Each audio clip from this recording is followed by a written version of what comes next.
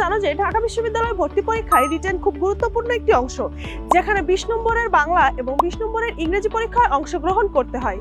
কিন্তু অনেক ক্ষেত্রেই দেখা যায় অনেকে এমসিকিউতে অনেক ভালো করা সত্ত্বেও শুধুমাত্র রিটেনে খারাপ করার জন্য আশানুরূপ ফল পায় না কিংবা কাঙ্ক্ষিত সাবজেক্টে ভর্তি হতে পারে না।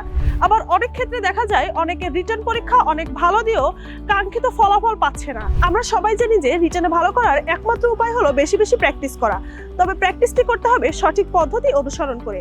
আমার অ্যাডমিশন টাইমে প্র্যাকটিস বুক হিসেবে আমার সাথে ছিল রিটেন প্যানাসিয়া বইটিতে প্রথমেই ঢাকা বিশ্ববিদ্যালয়ের বিগত সালের লিখিত প্রশ্ন বিশ্লেষণ করে দেখানো হয়েছে লিখিত অংশের প্রিপারেশনের জন্য কোন কোন বিষয়ের উপর আমাদের গুরুত্ব আরোপ করতে হবে।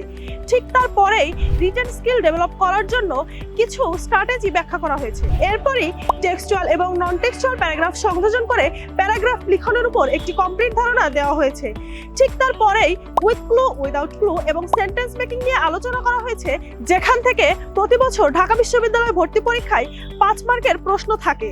তারপরেই বইয়ের বিভিন্ন পোয়েম এবং চুম্বকীয় অংশের ব্যাখ্যা করার মাধ্যমে এক্সপ্লেনেশন সম্পর্কে একটি ডিটেইল ধারণা দেওয়া হয়েছে এবং সবশেষে কম্পিটিং স্টোরি এবং ট্রান্সলেশন যুক্ত করা হয়েছে, যা থেকে ঢাকা বিশ্ববিদ্যালয়ের বিভিন্ন ইউনিটে অনেক সময় প্রশ্ন এসে থাকে। তাই লিখিত বই জয় করতে সঙ্গে রাখো রিটেন প্যানাসিয়া।